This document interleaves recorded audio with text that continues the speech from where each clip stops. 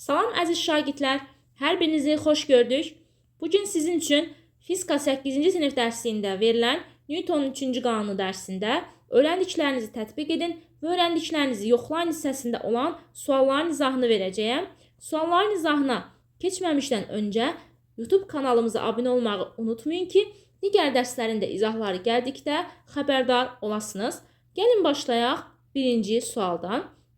Şərtdə deyilir ki, sürücü avtomobilə təsir etdikdə avtomobil də sürücüyə təsir edir. Newtonun 3-cü qanununa görə bu qüvvələr qiymətcə bərabər, istiqamətcə əksdir.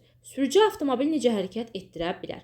Bəli, şərtdə də qeyd edildiyi kimi, sürücü avtomobilə hansı qüvvə ilə təsir edirsə, avtomobil də eyni qiymətcə bərabər qüvvə ilə, amma istiqamətcə əks olan qüvvə ilə təsir edir. Fikir verin, əgər ki, sürücü avtomobilə 10 Newton sağa doğru yönəlmiş qüvvə ilə təsir edirsə, avtomobil də sürücüyə 10 Newton qüvvə ilə təsir edəcək. Amma sola yönələcək artıq bu qüvvəmiz. Bəs hansı halda sürücü avtomobili hərəkətə gətirə bilər? Fikir versəz, sürücünün yerlə olan bir sürtünmə qüvvəsi vardır. Həmçinin də avtomobilin yerlə olan sürtünmə qüvvəsi vardır. Əgər ki, sürücünün yerlə olan sürtünmə qüvvəsi avtomobilin yerlə olan sürtünmə qüvvəsindən böyük olarsa, bu zaman sürücü avtomobili hərəkətə gətirə bilər. 2-də, qarşılıqlı təsirdə olan iki cisimdən birinə təsir edən qüvvə 5 Newtona bərabərdir və sola yönəlir. Digər qüvvənin qiymətini və istiqamətini müəyyən edin. Newtonun 3-cü qanununa görə, əlbəttə ki, bu zaman qarşılıqlı təsirdə olan cisimlərdən biri digərinə 5 Newtona bərabər qüvvə ilə təsir edirsə, digər cisim də bu zaman 5 Newtona bərabər olan qüvvə ilə təsir edəcək bizim həmin cismimizə.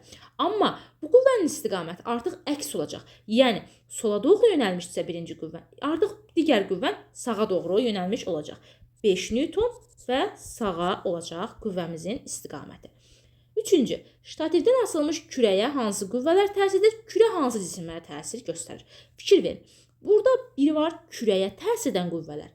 Bir də var ki, kürənin hansı cisimlərə təsirini soruşur. Kürəyə hansı qüvvələr təsir edir? Gəlin birinci buna baxaq. Kürəyə yer tərəfindən ağırlıq qüvvəsi təsir edir. Və ağırlıq qüvvəsi aşağıya doğru yönəlib MG düsturu ilə hesablanır. Həmçinin ipin gərilmə qüvvəsi təsir edəcəkdir. Və ipin gərilmə qüvvəsi cisimdən ipə doğru yönəlir. Yəni yuxarıya doğru olacaq və ipin gərilmə qüvvəsini T hərfi ilə işarə edirik.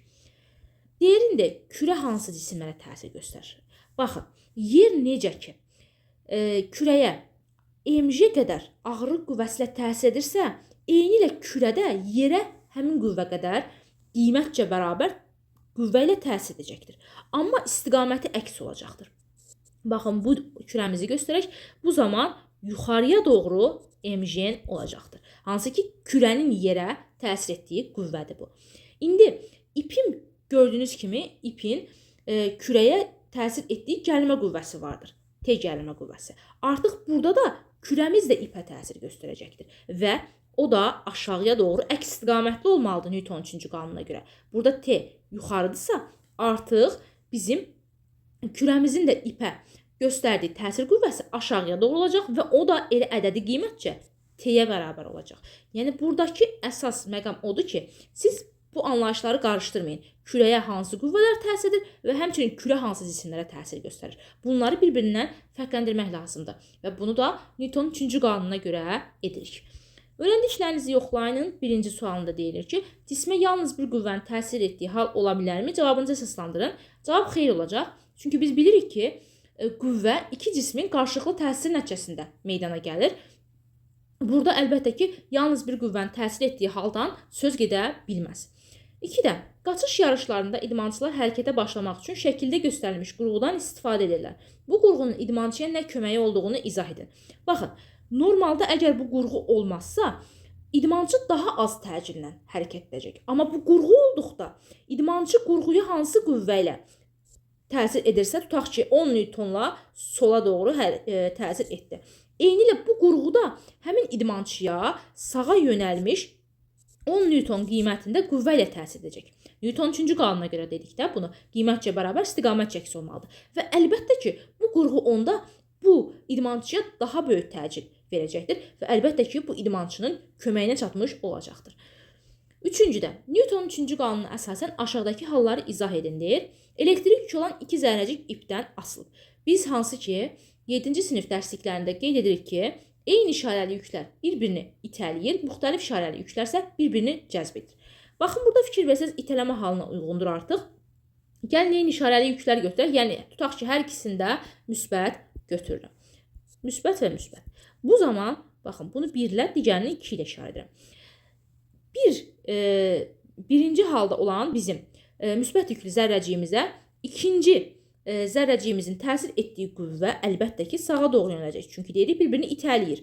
Və bunun qiyməti F-dirsə, eyni ilə ikinci kürəmizə, yəni ikinci zərrəciyimizə təsir edən itələmə qüvvəsi də sağa doğru yönələcək və qiymətcə F-ə bərabər olacaq. Fikir versəz, Newton 3-cü qanuna görə də elə doğru olmuş olur.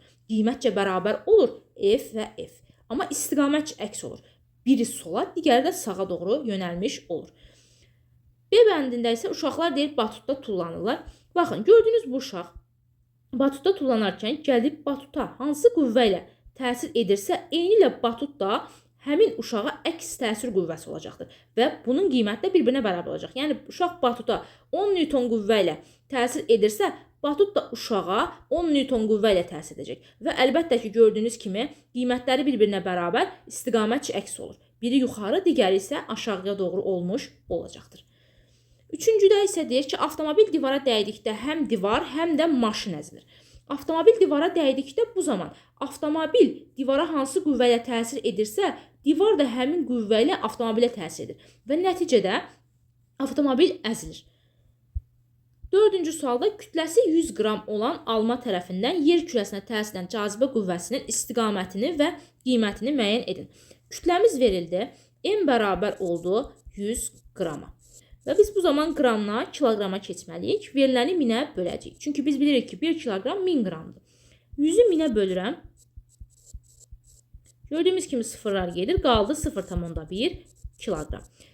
Deyir ki, alma tərəfindən yer kürəsinə təsir edən cazibə qüvvəsini müəyyən edin. Gəlin görək almaya yer tərəfindən hansı cazibə qüvvəsi təsir edir. Baxın, bu almamızdırsa, almaya yer tərəfindən aşağıya doğru mg qədər cazibə qüvvəsi təsir edəcəkdir. Onda ağırlıq qüvvəsini tapsaq, m vuraq j düsturundan, kütləmiz 0,1, j də 10 Newton bölək kiloqram götürəcəm. 10 götürdüm. Əslində dərsliklərinizdə 9,8 verilib. Bəli, 9,8 doğrudur. Sadəcə burada hesablamada bizim üçün rahatlıq olsun deyə 10 götürəcəm mən. 0,1-i 10-a vuranda 1 Newton olur.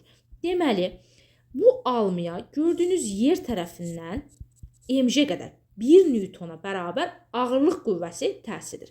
Eyni ilə də bu hansı ki, alma tərəfindən yer kürəsinə 1 Newton qüvvə təsir edəcəkdir. Bunu hardan aldım? Newton 3-cü qanuna görə. Və bu zaman bu qüvvə də əlbəttə ki, əksinə doğru, mg-nin əksinə doğru yönələcək. Yəni, yuxarıya doğru yönələcək. Bunun da qiyməti elə bizim aldığımız bu 1 Newtona bərabər olacaq. Fikir versəz, qiymətcə bərabər oldu, amma istiqamətcə əks oldu. Gördüyünüz kimi biri aşağı, digəri isə yuxarıya doğru yönəlmiş oldu.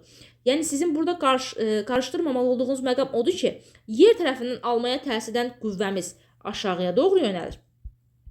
Baxın, amma ki, alma tərəfindən yer kürəsinə təsir edən qüvvəmiz yuxarıya doğru yönəlir. Və qiymətlər də bir-birinə bərabərdir. 1 Newton, 1 Newton. Bu da Newtonun 3-cü qanunundan irəli gəlir.